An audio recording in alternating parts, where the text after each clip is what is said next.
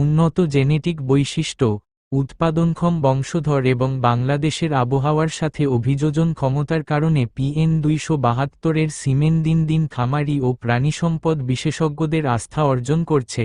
PN272 একটি 62.5% Holstein Friesian crossbreed ষাঁড়, যা উচ্চ দুধ উৎপাদন ও স্থানীয় পরিবেশে টিকে থাকার মাঝে একটি আদর্শ ভারসাম্য তৈরি করেছে।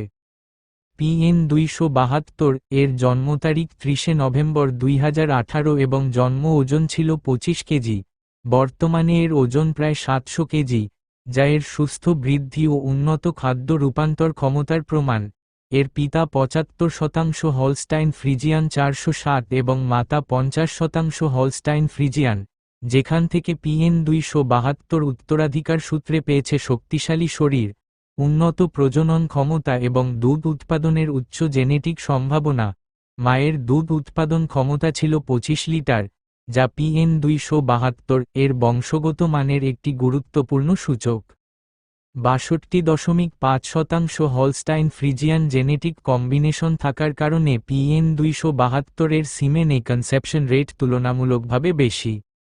শতভাগ হলস্টাইন ফ্রিজিয়ান গরু অনেক সময় তাপ সহনশীলতা হারায়, রোগে বেশি আক্রান্ত হয় এবং প্রসবকালীন জটিলতা বাড়ে, কিন্তু 62.5% হলস্টাইন ফ্রিজিয়ান হওয়ায় PN272 এর বংশধরগুলো কম অসুস্থ হয়, স্থানীয় রোগ প্রতিরোধ ক্ষমতা ভালো থাকে এবং বাংলাদেশের গরম ও আর্দ্র আবহাওয়ার সাথে সহজেই খাপ খাইয়ে নিতে পারে। এছাড়া এই জেনেটিক ব্যালেন্সের কারণে প্রসবকালীন জটিলতা কম হয়, বাচ্চা ও মা দুটিই নিরাপদ থাকে, যা খামারির জন্য অত্যন্ত গুরুত্বপূর্ণ।